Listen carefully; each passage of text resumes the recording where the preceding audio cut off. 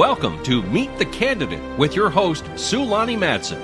Meet the Candidate is your opportunity to see local candidates and hear about the experiences that have shaped their lives. Meet the Candidate is a nonpartisan community project brought to you by your friends at the Ponderosa Republican Women's Club, North by Northwest Digital, We Believe, We Vote, and the McGarry Law Office, the landlord's attorney. Now, here's Sulani. Okay, well, my guest for this session is Tim Benn, who is running for Spokane City Council District 1, Position 2. Welcome, Tim. Thank you for having me, Sulani. Well, the first question I always ask is where did you grow up? North Spokane. It's my favorite place to be. You didn't move far then.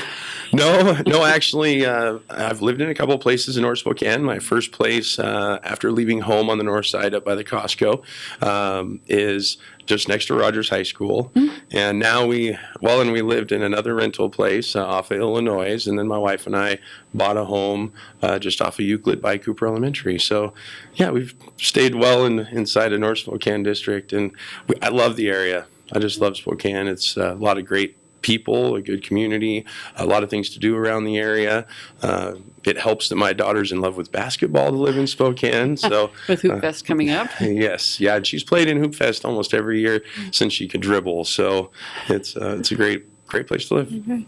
Well, then, when someone has grown up in Spokane, the question is always, where'd you go to school?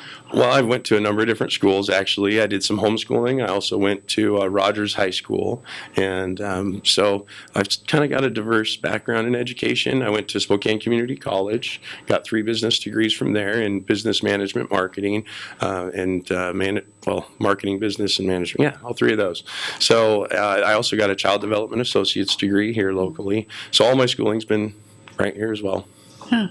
You mentioned that, I wanted to ask you a little bit about your first job, because I think it's interesting, people's first experience connecting work and money. Well, my first job was to buy a bicycle, actually, and I was pretty young, and I saved up for it, and it was just a little BMX bike. And then I kept working that job till I was 14. I learned how to run a printing press and be on the receiving end at 8 years old. And then also saved up for a mountain bike, by the time I was 14. And of course the wages weren't quite what they are now. And then I ended up actually graduating from high school. My first job was working for a pizzeria doing pizza delivery. So it's a classic. Second nature, because I knew all the streets, all the bicycling I did, I knew where all the streets were. So you didn't deliver by bicycle, did you? No, I didn't. Okay. No, that wasn't a popular thing back then, and they want speedy delivery. Yes, yeah. Wanted to arrive warm. Right, and most of my adult life, actually, I've been married to my wife for 18 years now. I'm trying to hide my gray hair still, but we have run a child care.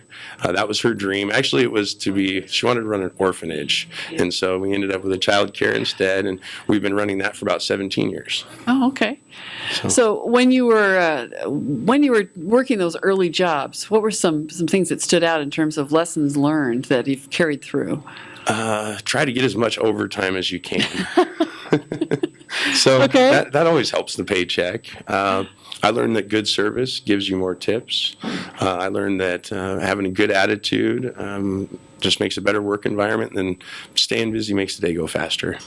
Yeah, customer service does teach you about the importance of good service. Good service, yes. I've been in those directions. So, what are some special things that have influenced your thinking in terms of, say, travel or education? Some memorable turning points, you might say, as you've grown up. Well, I learned in education the basics, obviously, reading, writing, and arithmetic. When I took my business classes in college, I learned that taking classes were a lot less informative than actually running a business. So, on-the-job training is very useful. Yeah, it's okay to read flow charts and graphs and things like that, and knowing how to budget. But when you're out there in the business world, you learn as you go. So every day is a life's lesson. That's what I learned, really, just all along. Every teacher gave me a different piece of education. I felt like the educator was much as important as the curriculum, because they have their influence. So it's a great experience to have the wide range of education I've had working in business and then child development associates and pretty diverse background. Just like I had run a auto mechanic shop for a number of years while I was also helping my wife with her business, and then we gave up automotive and said children just focused on the children. Yep, that's the future. Well, that's true. So I know as a parent and also as an educator, you learn some things from the kids. They remind you every day of priorities. What are Oh, yes, priorities. Family, caring about people. I never really experienced a whole lot of bullying with the children we work with because of the environment. Mm-hmm. And that was the important thing, is you create a culture and an environment, and the children will thrive. And I also learned that the best educator for a 3-year-old is a 4-year-old. That older, there's a song about that. I'm 16 going on 17. I'm 3 going on 4. It still works the same way, right? Exactly. Well, and we have school age children that we've had in our care as well, and it's really nice to have the mixed age groups in the setting that we have, because they learn the nurturing, they learn from their peers, and you get that back and forth, and it's a lot like a family. Yeah, there's something about the education system that locks kids into single age cohorts that is not completely natural to the way kids learn. Right. And I think that we're starting to see a transition in education to where we do see some mixed classrooms, 6th, 7th, 8th grade, different curriculum types, but I don't know how widespread that is. It'd be nice to see more of that, because I really do think that other children and peers can have a greater influence, a positive influence, than just forced instruction and one size fits all. I think that every student learns differently, and we've got to cater to that in education, and that's what we do in our child care. So, we try to let them explore their interests. Well, you've been in the Hilliard district for quite a while. What have you observed it changing over that time? Not a lot, actually. I think that the culture in North Spokane, I live in the Minnehaha neighborhood, which is and we've been there for about 20 years now, and we're just south of Hilliard. I think that the culture has stayed pretty solid. I think that we have a real sense of community. I know that, we have the lowest income zip code in the state in our district. Really? But 99207 is the lowest income district. It's 5 blocks from my house, the zip code. I'm in 99217, but we're still a giving community. And I think we live in a place where if you're broken down on the side of the road, you don't sit there long until someone pulls over. So I think that we have a good family culture in our community that's giving, regardless of how little resources we have. Well, I know that you've run for public office before, but what turned your attention to public service, active public service, beyond just community volunteering? Well, how it started was our child care business. And when we started our business almost 20 years ago in Northeast Spokane, in Spokane County, there was 500 child care businesses like ours that served families. And, supply and demand, the fewer you have, the more expensive it gets and harder it is to find. And now we only have like 120 left. Really? And it's been because of needless regulation. Actually, I wrote legislation back in 2013 because we had social workers enforcing building and fire code. They were causing problems for businesses, but we're also creating safety hazards because they were not trained in building and fire code. And I have a little bit of construction background. So we wrote the bill and got that fixed, but we still have a lack of services. And so I think that government policy needs to match need rather than just empty ideas. Safety is important, but we come to a point of too much compliance, too much bureaucracy, too much regulation, where we actually hurt the people we are trying to help. And my wife actually picked our location where we're at so that she could serve children in a needy area. And so to attack businesses that are trying to serve is not a positive climate. So that kind of drew me into the politics. But I see lots in working with the families in our community. I see that they are struggling to find employment and that employers are leaving. And so I want to see opportunity and prosperity for the people we serve and for our children's future.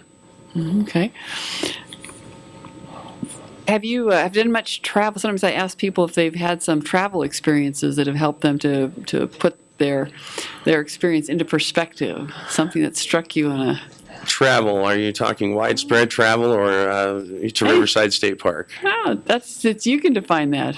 Well, I know that we had a foreign exchange student that lived with us That's for a another year. kind of travel. And it was a great experience. It actually, Where was your student from? Mexico.